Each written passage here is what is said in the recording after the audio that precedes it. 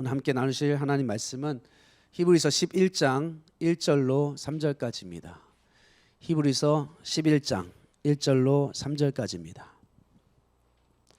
함께 읽어봅니다. 히브리서 11장 1절로 3절 시작.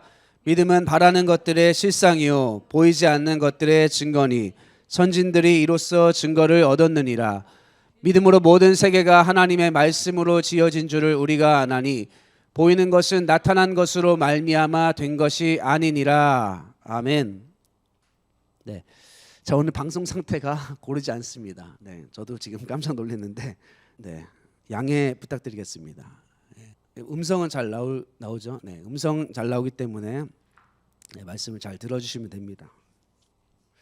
오늘부터 몇 주간 우리가 나누기 원하는 주제가 있는데, 그것이 바로 믿음에 관한 주제입니다. 믿음에 관한 주제. 최근에 저는 저의 목회 사역에 큰 영감을 주었던, 또 복음의 본질에 대해서 제게 큰 영감을 주었던 박영선 목사님의 오래된 저서인 믿음의 본질이라는 책을 읽고 큰 은혜와 감동을 받았습니다. 우리 교회 표어가 뭔지 여러분들 아십니까? 교회 표어가 바로 하나님의 나라와 본질적인 신앙을 추구하는 작은 자들의 모임입니다. 하나님의 나라. 한번 해볼까요? 하나님 나라와 본질적 신앙을 추구하는 작은 자들의 모임. 네, 제가 그 책을 읽으면서 많은 은혜를 받았어요. 본질적인 믿음, 믿음의 본질이 무엇인가에 대해서 생각해보는 계기가 되었습니다. 정말 우리가 본질적 신앙을 추구하고자 하는 열망이 있다면 여러분들은 성경이 말하는 그 믿음의 본질에 대해서 관심을 가질 것입니다. 그래서 제가 책을 통해서 얻은 유익들을 여러분과 나누길 원합니다. 몇 주가 될지는 모르겠지만 여러분들도 메시지를 들으면서 믿음의 본질은 이런 거구나, 참된 믿음의 고백을 하는 신자들의 삶은 이런 거구나, 이런 것들 여러분들 생각하면서 여러분의 삶을 아름답게 세워나가는 시간 되기를 원합니다. 오늘 설교의 제목이 무엇이죠? 다 같이 인격과 인격의 관계. 그렇죠. 인격과 인격의 관계예요. 믿음을 아주 짧은 단어로 강력하게 정의해 놓은 단어 중에 하나인 것이죠. 인격과 인격과의 관계. 그것이 바로 믿음이다. 믿음의 중요한 요소가 바로 인격을 가진 두 당사자 간의 관계라는 것이죠. 인격을 가진 두 당사자 간의 관계. 믿음은 인격과 인격의 관계 속에서만 생겨나는 것이다 라는 거예요. 그러니까 물건과 사람과 관계를 인격적인 관계라고 말하지 않죠. 그렇죠? 물건과 사람의 관계를 인격적인 관계라고 말하는 사람 있나요? 아마 없을 것입니다. 인격과 기계 사이에는 믿음이라는 요소가 자리 잡을 수 없다. 이해가 되세요? 예를 들어서 제가 컴퓨터를 믿는다라고 말하겠습니까? 이렇게 맨날 사고만 치는데 제가 갖고 있는 스트레스 중에 하나가 이거예요. 방송 사고가 항상 많이 일어나가지고 스트레스를 많이 받거든요. 다른 거는 별로 안 받는데 방송에 대해서는 스트레스를 받습니다. 하지만 제가 이 기계가 고장났어요. 예를 들어서 지금 이게 영상 장비가 고장난 게 아니라 저 컴퓨터 프로그램이 문제가 있었던 거거든요. 근데 제가 이렇게 고장났다고 해가지고 OBS라는 이름인데 OBS야 내 말 좀 들어라 라고 하면서 제가 설득하지 않죠. 그렇죠? 너 제발 좀 내 말 좀 듣고 지금 좀 고쳐주면 안 되겠니? 라고 하지 않는단 말입니다. 왜요? 그 프로그램과 컴퓨터와 저는 인격적인 관계가 아니니까. 그렇죠? 고치겠죠. 기술자를 불러가지고 그 기계를 설득하고 기계한테 호소하지 않는다는 것입니다. 하나님과의 관계를 기계적인 관계로 생각하면 안 되고 어떤 관계로 생각해야 된다? 다 같이 인격적인 관계. 그렇죠. 믿음이라는 말을 말할 때 그 믿음의 요소에는 인격과 인격 두 당사자 간의 관계를 말한다. 이해가 되시죠? 네. 우리 재웅 형제님도 옆에 있는 자매님과 어떤 관계를 유지하고 있어요? 인격적인 관계. 그렇죠? 기계적인 관계가 아니라. 아버지와 자녀의 관계도 인격적인 관계가 되어야 된다. 기계적인 관계가 아니라. 이해가 되시죠? 네. 오늘 우리가 읽은 본문에 보면은 천지창조에 나타난 하나님의 인격성을 살펴볼 수가 있습니다. 3절 같이 한번 읽어볼게요. 시작. 믿음으로 모든 세계가 하나님의 말씀으로 지어진 줄을 우리가 아나니 보이는 것은 나타난 것으로 말미암아 된 것이 아니니라. 아멘. 네. 믿음으로 모든 세계가 어떻게 되었다고요? 하나님의 말씀으로 지어진 줄을 우리가 안다라고 되어 있어요. 하나님은 이 세상을 지을 때 무엇으로 지으셨습니까? 말씀으로 지었다라고 성경은 강조하고 있어요. 말씀으로 창조했다는 것은 이미 어떤 물질이 있었고 그것을 변형해서 이 세상을 지었다는 것이 아니죠. 그렇죠? 하나님의 말씀으로 이 세상을 창조했다. 말씀으로 천지를 창조했다는 것은 하나님은 인격자이시다라는 뜻이 그 안에 내포되어 있는 것입니다. 왜일까요? 말씀으로 세상을 지었다라는 말 속에 하나님이 인격자이다라는 말이 왜 그 말 속에 포함되어 있을까요? 왜냐하면 말이란 것은 바로 인격과 인격 사이에 의사소통을 위하여서 주어진 것이기 때문에 그렇다는 것이죠. 맞죠? 기계에게 말합니까? 물론 요즘에는 어떤 언어 체계로서 그 기계를 움직이는 그런 기계도 있습니다. 우리 집에도 있어요. 헤이 크로바 하면은 기계가 빡 반응합니다. 그리고 날씨가 어때? 뭐 교통 정보 좀 알려줘 하면은 그 기계가 반응한다는 거예요. 근데 제 말 속에 들어있는 감정에 반응하는 것이 아니라 이런 언어 체계를 전달하면은 사람이 전달하면은 그것에 대해서 신호로서 기계적으로 어떤 기계적인 장치에 의해서 반응하는 것이지 인격적인 반응은 아니라는 것이죠. 그러니까 말이란 것은 본질적으로 인격과 인격 사이의 의사소통을 위하여 주어진 것이다. 근데 하나님은 이 세상을 무엇으로 지었다고요? 다 같이 말씀으로. 말씀으로 이 세상을 지었다라고 하고 있어요. 하나님이 천지를 창조했다. 말씀으로 창조했다는 성경의 증언은 하나님은 인격자이시다라는 의미가 그 안에 담겨 있다고요. 이해가 되십니까? 여러분들 자동문 앞에 가가지고 자동문아 열려라라고 말하나요? 아니면 그곳에 앞에 가서 서면 열리나요? 가서 서면 열리죠. 그렇죠? 그러니까 자동문과 우리는 인격적인 관계다 아니다? 아니다. 아니라는 거죠. 강아지가 가도 문을 열립니다. 그렇죠? 어떤 물건이 가도 문을 열려요. 그 문이 열렸다고 해서 그 문이 반응했다고 해가지고 그 자동문과 강아지의 관계가 인격적인 관계다라고 말할 수 없죠. 그렇죠? 왜냐하면 언어를 가지고 소통하지 않기 때문에. 그러나 하나님께서는 세상을 무엇으로 만들었다고요? 말씀으로 이 세상을 창조했다. 3절 다시 읽어봅시다. 시작. 믿음으로 모든 세계가 하나님의 말씀으로 지어진 줄을 우리가 아나니 보이는 것은 나타난 것으로 말미암아 된 것이 아니니라. 아멘. 하나님은 피조물의 관계가 제가 설명드린 대로 자동문과 그 앞에 선 대상과의 관계, 그런 관계가 아니라 말이라는 것을 통해서, 말씀이라는 것을 통해서 한 인격자가 다른 인격자에게 의사소통하는 그런 방식으로 모든 피조물들과 관계를 맺고 있다. 피조물 중에 으뜸이 누구죠? 인간입니다. 하나님은 인간에게 말씀하시고 인간은 그 말씀을 듣는 존재로서 하나님이 창조했다라는 것이죠. 하나님이 말씀으로 세상을 창조했다라는 것은 하나님은 우리와 인격적인 관계를 맺기를 원하신다.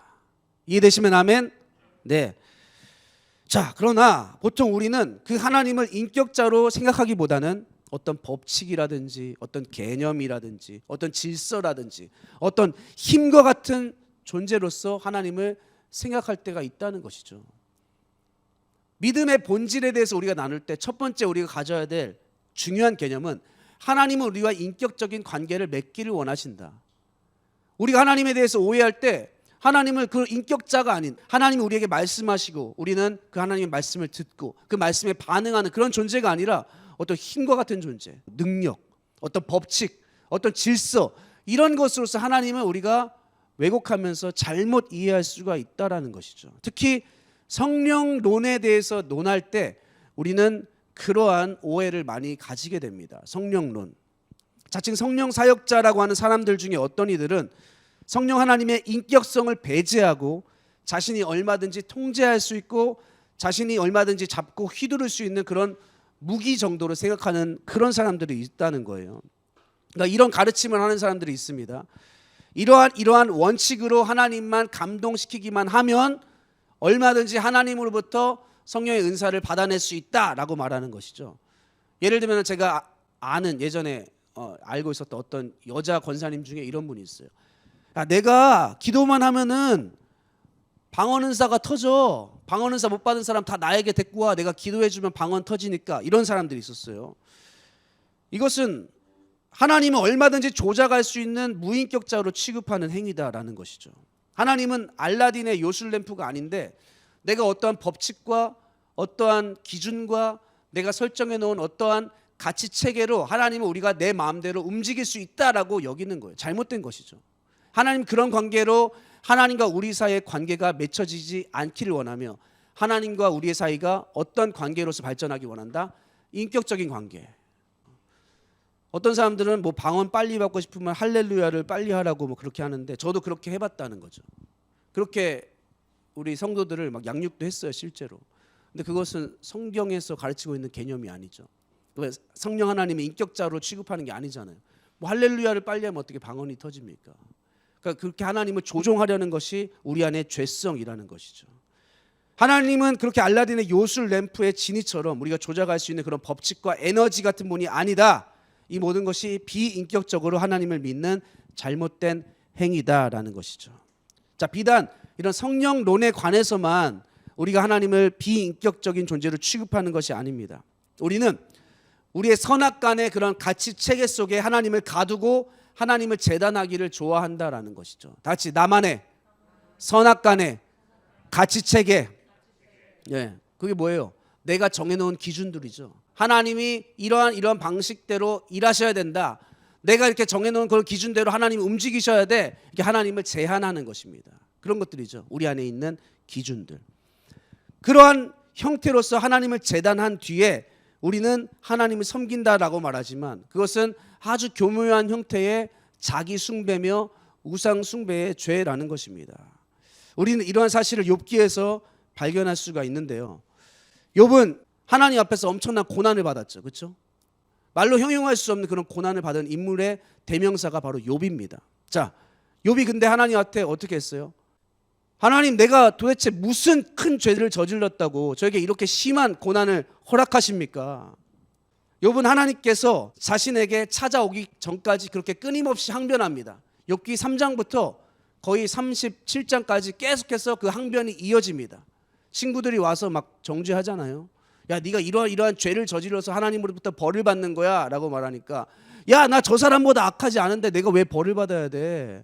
나 저 사람보다 정말 심한 죄를 저지르지 않았는데 하나님이 내게 하시는 말씀을 내가 철저하게 지켰는데 내가 왜 고난을 받아야 되냐고 라고 하면서 하나님 앞에 항변하는 내용이 욥기의 거의 대부분이죠.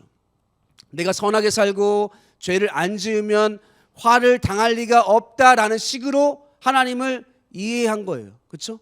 그것이 욥이 가진 자신만의 선악간의 가치책이었습니다. 이해가 되시나요? 그러니까 욥은 끊임없이 하나님 앞에 항변하는 것밖에 할 수 없었다. 도대체 나한테 왜 이러십니까? 내가 뭘 잘못했다고 이러는 거예요 라고 하나님 앞에 항변할 때 하나님이 욥에게 나타나시죠. 욥에게 나타나셔가지고 욥기 38장부터 얘기를 하십니다. 야, 내가 땅의 기초를 세울 때에 너가 그곳에 있었느냐? 내가 하늘의 우박 창고를 만들 때에 너가 그곳에 있었느냐라고 하면서 그 창조의 섭리에 대해서 쫙 말씀을 하시는 거예요. 이해할 수 있을까요, 우리가? 하나님이 땅의 기초를 세울 때 여러분들 그곳에 있었습니까? 없었죠. 하나님이 이 세상의 모든 피조물들을 다스리시는 그런 엄청난 섭리에 대해서 여러분들 아시나요? 모릅니다.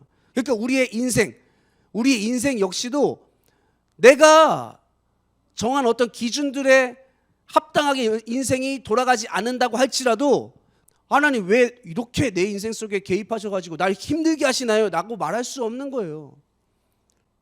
하나님은 내가 계획하는 것보다 더 크시기 때문에, 하나님 내가 생각하는 그 생각에 갇히지 않는 분이기 때문에, 그때 하나님 욥에게 나타나서 말씀하신 그 핵심이 무엇이냐면, 다시 나는 법칙이나 개념이 아니다. 나는 법칙이다 개념이 아니다라는 거예요. 나는 어떤 에너지나 어떤 질서 이런 것이 아니다라는 것이죠.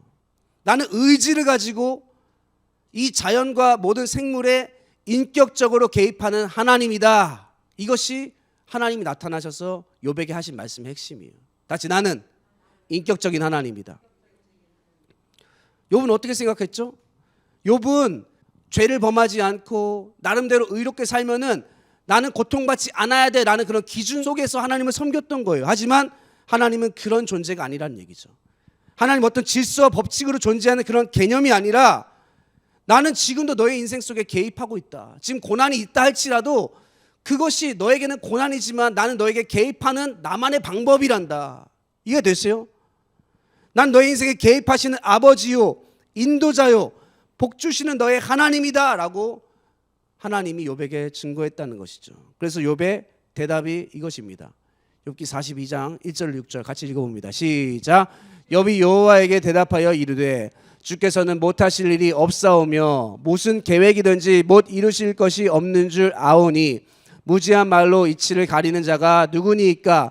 나는 깨닫지도 못한 일을 말하였고 스스로 알 수도 없고 헤아리기도 어려운 일을 말하였나이다. 내가 말하겠사오니 주는 들으시고 내가 주께 묻겠사오니 주여 내게 알게 하옵소서. 내가 주께 대하여 귀로 듣기만 하였사오나 이제는 눈으로 주를 배움나이다. 그러므로 내가 스스로 거두어드리고 티끌과 재 가운데서 회개하나이다. 아멘. 네. 하나님은 우리의 삶 속에 지금도 개입하고 있다. 욥은 분명히 자신이 정한 기준에 따라 가치 있게 행동했으면은 벌을 받지 않는 것이 분명한데 지금 벌을 받고 있는 것처럼 보인단 말입니다. 그렇죠? 고난 가운데 말로 형용할 수 없는 고난이죠. 왜 나만 겪어야 되냐 이렇게 하면서 하나님 앞에 항변하고 있을 때 자기가 정한 기준대로만 하면 하나님은 나를 축복해 주셔야 돼. 이게 자신이 정한 가치체계, 선악간의 가치체계라는 거예요. 근데 하나님은 그것을 뛰어넘으시죠. 예를 들면 이런 것입니다. 제 딸이 지금 이 아이가 그 과정을 겪어야만 성장할 수 있는 어떤 문제에 직면했어요. 근데 아이 입장에서는 그 문제를 겪지 않는 게 선이에요. 근데 저는 그 과정 가운데 밀어넣죠. 마음은 아프지만. 왜요? 그 과정을 통과해야만 어른이 되기 때문에. 그렇지 않습니까? 자녀를 군대에 보내는 부모님의 마음이 그런 것 아니겠어요? 어른들은 알죠. 아버지는 압니다. 자기가 그 군대에서 얼마나 혹독한 대가를 치르고 그 과정을 통과했는지 알기 때문에 자녀를 군대에 보내는 게 힘들죠. 하지만 거기 가야지 비로소 남자가 되는 것을 알기 때문에 보낸단 말입니다. 그러니까 거기 가서 훈련받는 자녀보다 부모의 마음이 더 괴롭다는 거죠. 실제로. 그러니까 우리가 고통을 통과하고 있을 때 우리는 왜 나에게 이런 고난이 찾아오냐고 하나님께 항변하지만 하나님은 그 가운데서 나의 인생을 간섭하고 개입하고 계시며 나와 함께 하시는 인격자이신 하나님이시다. 할렐루야. 아멘. 이겁니다. 그러니까 우리가 만들어 놓은 법칙과 개념으로 하나님을 제한하면 안 된다는 거예요. 우리의 믿음의 내용은 결국 우리의 믿음의 대상이신 인격자이신 하나님과의 관계다라는 것입니다. 믿음이란 그 하나님을 얼마나 내가 아느냐, 그 하나님과 얼마나 영적인 교류가 있느냐에 관한 것이지 그냥 내가 빌었으니까 하나님 응답해야 되고 내가 A라는 일을 했으니까 하나님 B라는 축복해야 되고 그런 개념과 질서가 아니라는 것입니다. 아시겠어요? 하나님과 인격적인 교제며 하나님과 인격적인 사귐이다. 이것이 우리의 믿음의 행위다라는 것입니다. 자, 여기까지 듣고 나서 이제 히브리서 1장 1절을 다시 한번 우리 보도록 하겠습니다. 히브리서 11장 1절로 2절입니다. 같이 읽습니다. 시작. 믿음은 바라는 것들의 실상이요 보이지 않는 것들의 증거니 선진들이 이로써 증거를 얻었느니라. 아멘.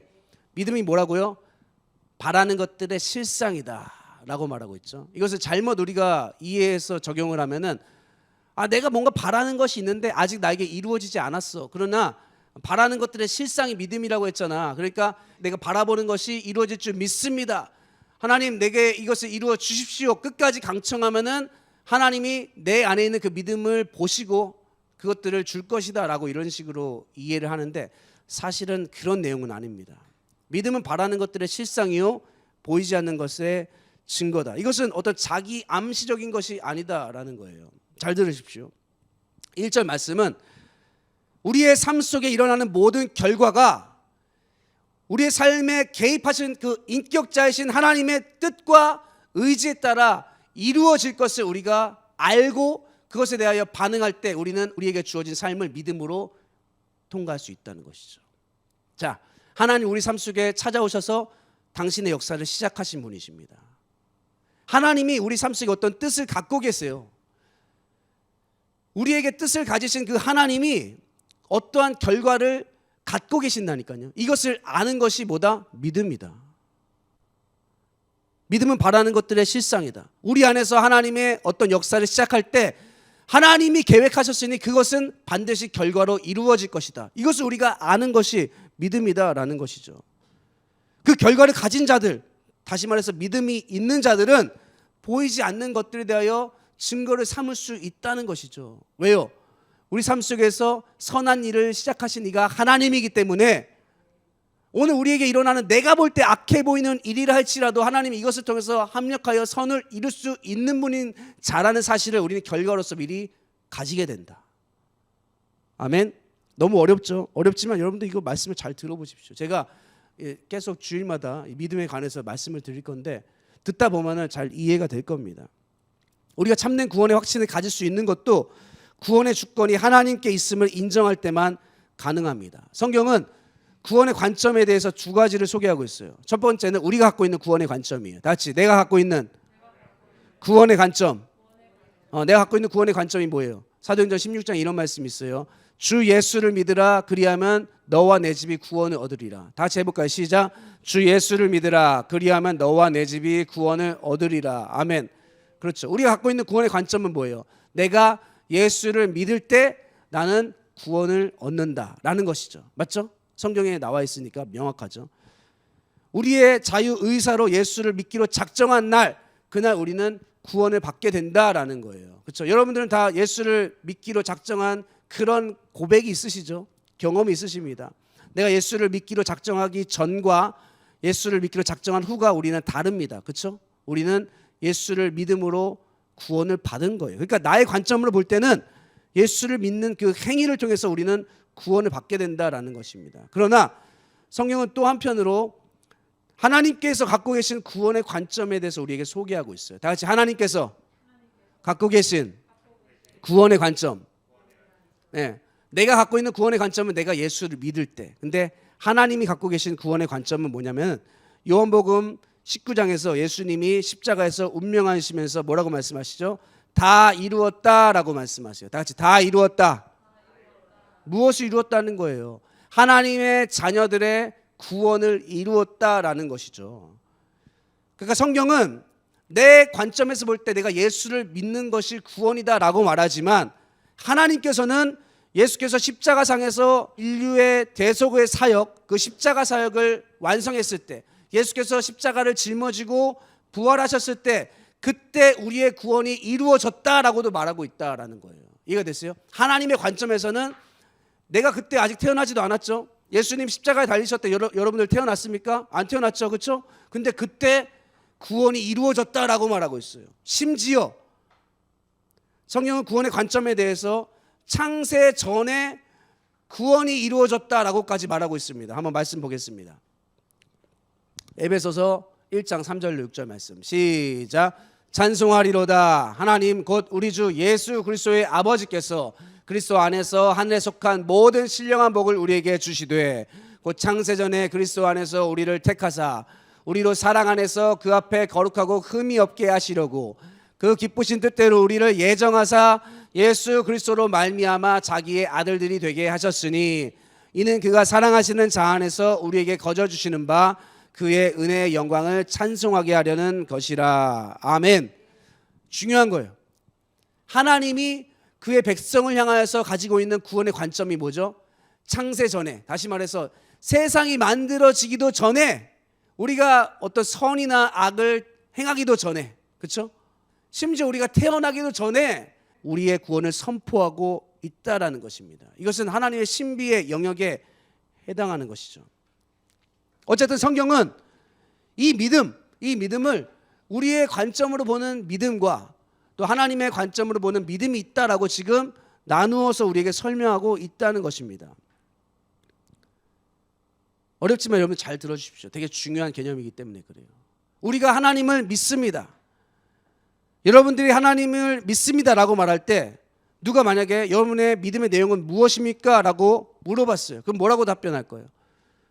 예수께서 나의 죄를 사해주기 위하여 십자가에서 못 박혀 죽임당한 것을 믿습니다. 이것도 믿음의 내용이죠. 하나님께서 천지 만물을 창조하신 것을 저는 믿습니다 라고 우리가 말할 수도 있죠.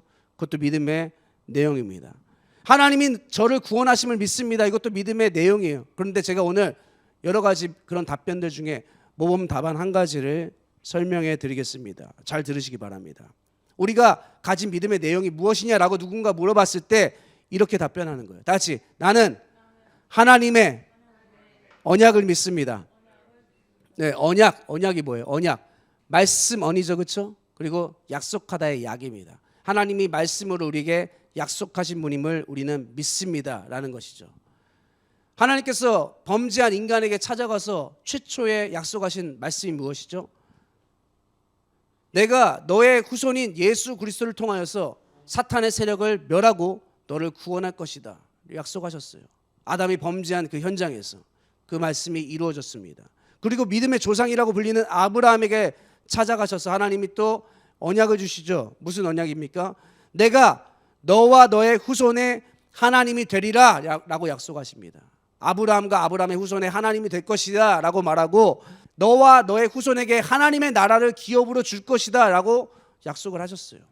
하나님은 때가 참에 그의 아들 예수 그리스도를 이 땅에 인간의 몸으로 보내셔서 그 약속을 성실하게 성취하셨습니다. 할렐루야.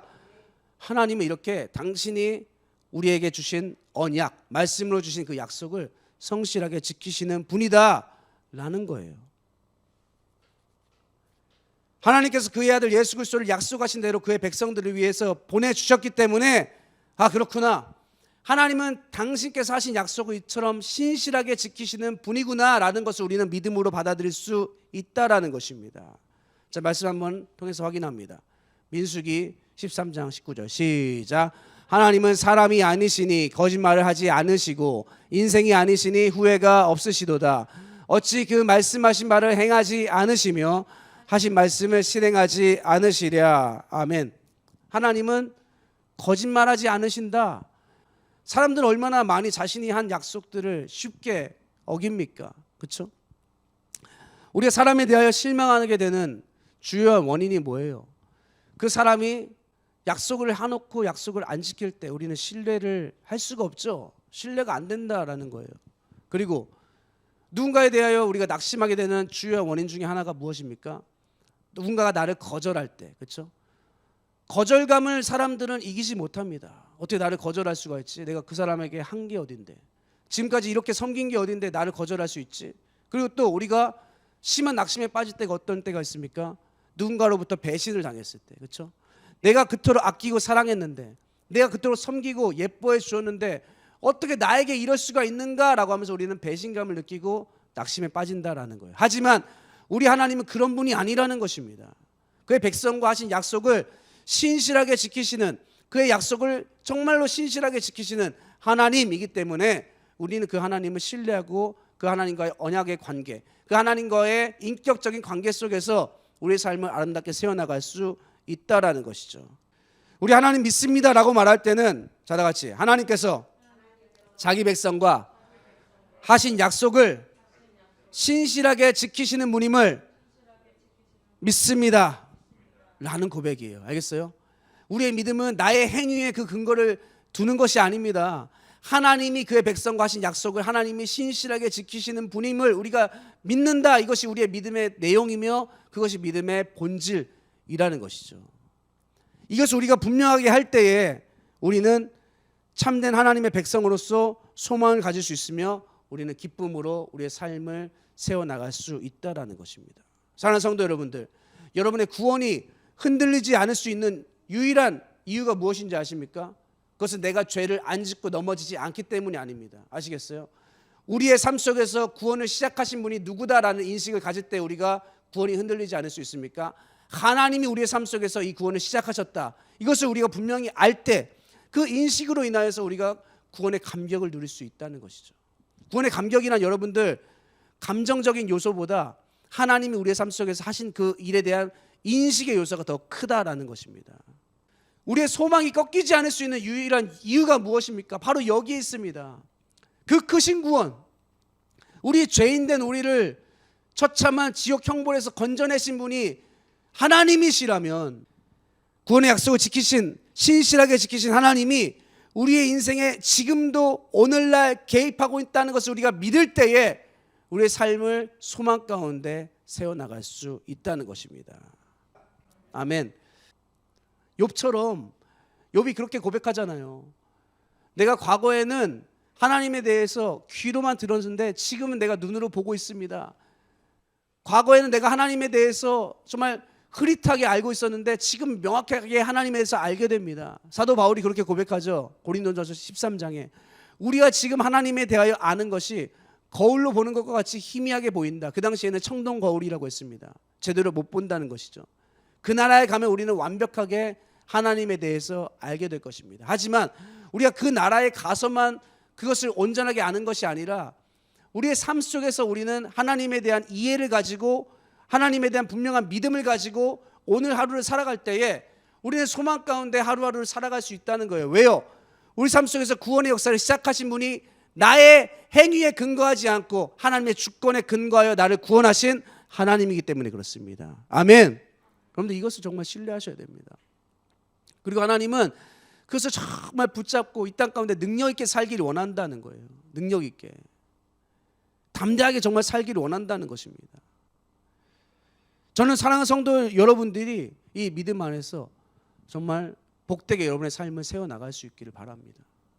오늘 우리의 삶 속에 벌어진 그 문제 하나 때문에 우리 인생 끝장나지 않는단 말입니다. 왜요? 우리 삶 속에서 그 역사를 시작하신 분이 하나님이기 때문에. 할렐루야. 말씀 우리 다시 한번 히브리서 말씀, 오늘 본문 말씀이죠. 네, 히브리서 11장 1절 한번 다시 읽어봅니다. 시작. 믿음은 바라는 것들의 실상이요 보이지 않는 것들의 증거니 선진들이 이로써 증거를 얻었느니라. 네, 보세요. 여기 히브리서 보면은 11장에 믿음의 선진들이 나와요. 4절에 믿음으로 아벨은, 또 5절에 믿음으로 에녹은, 또 7절에 믿음으로 노아는, 8절에 믿음으로 아브라함은. 그렇죠? 이들이 가진 믿음, 그게 뭐냐라는 거예요. 그들의 삶 속에서 구원의 역사를 시작하신 그 하나님에 대한 신뢰라는 것이죠. 그들이 하나님 앞에 얼마나 탁월함을 가지고 있었다, 그들이 얼마나 남들보다 더 고귀한 인생을 살았다가 그들이 가진 믿음의 내용이 아니라는 거예요. 아시겠어요? 그들의 삶 속에 찾아오신 그 하나님의 신실하심, 그들에게 먼저 손을 내밀어 주신 그 하나님의 구원의 능력, 그리고 그들에게 주어진 삶 속에서 그 능력이 기초가 돼서 하나님 앞에 신실하게 그들도 반응할 수 있었다라는 것입니다. 하나님은 이러한 사람들만 특출나 가지고 놀라운 믿음으로 그렇게 행위를 그들의 삶 속에서 나타내는 것을 원치 않으십니다. 여러분의 삶 속에서도, 저와 여러분의 삶 속에서도 이런 놀라운 믿음의 행위가 있기를 원하십니다. 할렐루야. 말씀을 계속 들으면서 여러분들 그것들을 잘 발견할 수 있기를 바랍니다. 할렐루야. 아멘.